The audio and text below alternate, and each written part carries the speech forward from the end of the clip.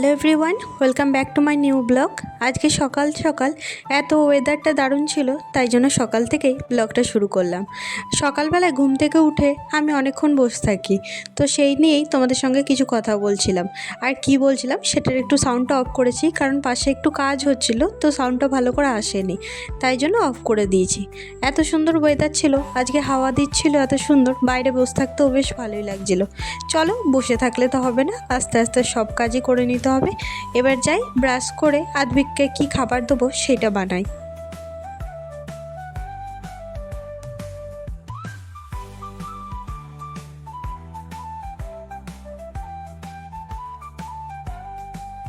সকালে উঠেই আমি প্রথম যেটা খাই চিয়া সিড আর একটুখানি লেবু দিয়ে যেটা খাই।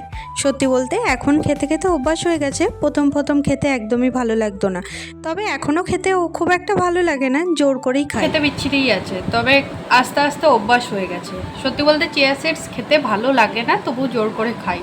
যেটা শরীরের জন্য ভালো লাগে না সেটা খেতে বিচ্ছিরিই হয়, মানে যেটা শরীরকে মনে হয়, দেখো আমাদের মোমো খেলে শরীরের ক্ষতি হয়, কিন্তু ওটা কি টেস্টি, মোমো চাউমিন পিৎজা ওটা খুবই টেস্টি, কিন্তু এইগুলো এত খারাপ খেতে, এইগুলো শরীরের পক্ষে কত ভালো।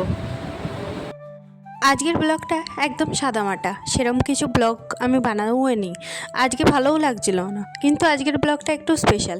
আদ্ভিককে আমি খাওয়াতে খাওয়াতে অনেক আজকে ব্লগ দেখিয়েছি যে দেখো অন্য বাচ্চারা কি সুন্দর হাতে করে খায়, তুমিও হাতে করে খাওয়া শেখো। তাই জন্য ওকে আজকে দিয়েছিলাম, দেখলাম হ্যাঁ সুন্দর করে হাতে করে খাচ্ছে, আস্তে আস্তে শিখবে। আমি অল্প অল্প একটু একটু শিখিয়ে দিচ্ছিলাম যে কিরম করে ভাতটা হাতে করে তুলে খাবে, ও প্রথমে বুঝতে পারছিল না। যাই হোক, আস্তে আস্তে ছোট আছে, আস্তে আস্তে শিখে যাবে। তবে আজ থেকে শুরু করেছি, এবার থেকে ওকেই হাতে করে ভাত খাওয়ানো শুরু করব। ও ওটা নিয়ে বেশ এক্সাইটেড, একটুখানি কাঁদছিল যে পারবো কি না, তো যাই হোক ও পেরেছে। এখন দুপুরবেলায় আমি একটুখানি বড়ার ঝোল আর ডিমের কারি বানিয়েছিলাম, তো আদ্ভিককে সেটাই ভালো করে মেখে দিচ্ছিলাম যে ও খাবে কি না। তো দেখলাম হ্যাঁ পুরো ভাতটাই ভালো করে খাচ্ছে।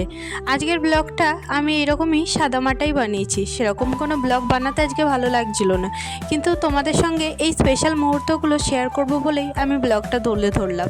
চলো, ভিডিওটা ভালো লাগলে অবশ্যই লাইক করো, ভালোবাসা দিও, সাবস্ক্রাইব করো। আরও নতুন ব্লগ আসছে, কালকের ব্লগটা অন্যরকম হবে। চলো, এখানেই শেষ করছি, টাটা।